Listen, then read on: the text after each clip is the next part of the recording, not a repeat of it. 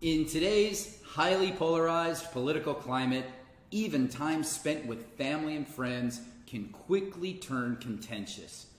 Tension and anxiety are high these days, and there we are, innocently gathering around the holiday table when, bam, that contentious issue or controversial topic comes up that threatens to ruin not only the meal, but also the trust we have with our closest relationships. And while I love my family and close friends, there are some who have very different views than I do. And while I truly care about them, this polarization affects the trust we have in one another. Now, this also shows up in the workplace. Think about it. The workplace is one of the few remaining social spaces for repeated group interaction, collaboration, and cooperation. Each day, in order to achieve a common goal, we all engage with people who don't necessarily share our social and political views. Preserving that dynamic requires attention. In fact, many organizations these days are now planning strategically about how to handle difficult conversations in the workplace and how to develop transparency around polarizing topics without damaging the trust among employees. Now, in spite of the highly polarized and trust-eroding environment we find ourselves in, there are ways we can take care of ourselves while engaging in conversations during these holidays and while strengthening or rebuilding the trust in our relationships. So how do we engage in authentic conversations to keep or build trust with others who have completely different views than we do? I'll share a few tips with you that I've been practicing. Well, first off, in every situation, we have an option. So first, set your boundaries. You have every right to respectfully say that you don't want to have or engage in any conversations that are contentious, controversial, or political, and that you will respectfully step away if such a conversation starts. I call this the no strategy, where you set a firm boundary to have zero discussions on volatile topics. This strategy can help when you feel unsafe or if you feel threatened. Now, if you are feeling confident enough to engage in these conversations, make it clear in a respectful way that you are willing to discuss differing viewpoints, but only if everyone else involved is willing to genuinely listen, seeking to understand, rather than to argue or prove a point. Now, if that's not agreed upon, then make it clear you'll be excusing yourself when those conversations begin. This is what I call the yes and strategy, where you say, yes, I am willing to engage, and I will only do so if this request is honored. Then be present. Listen to understand.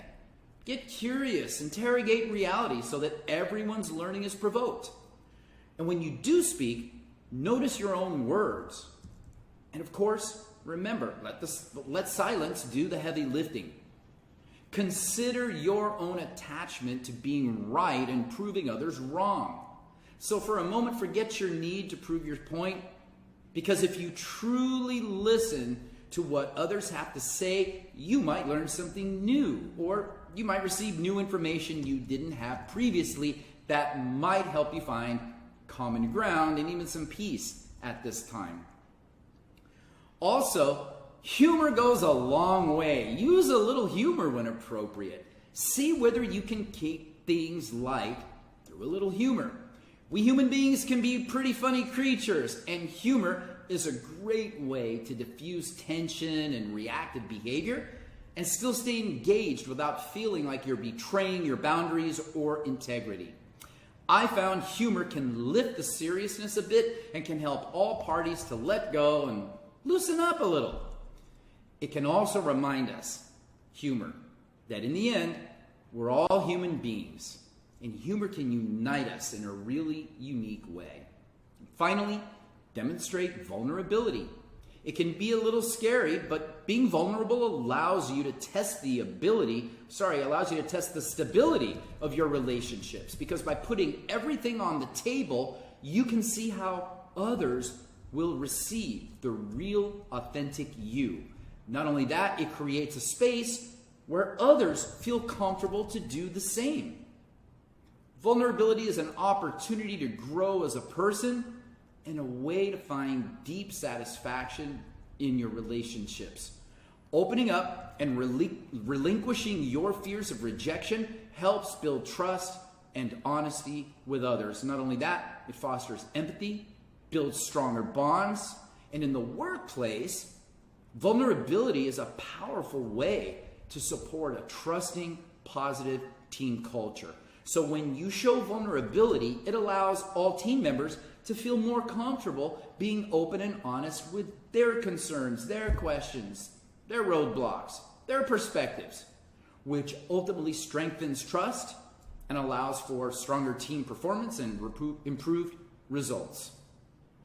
Now, the action of being vulnerable is just as important as having the mindset and the courage to be vulnerable. Brené Brown said, "Vulnerability is the most accurate measure of courage. It's about having the courage to show up when you know you can't control the outcome." So these are just a few ideas that I have. I hope you found them helpful. Perhaps you've got some of your own. But let's think about it for a moment. We're all navigating a time of tremendous transitions and change, which offers us challenges as well as opportunities for growth.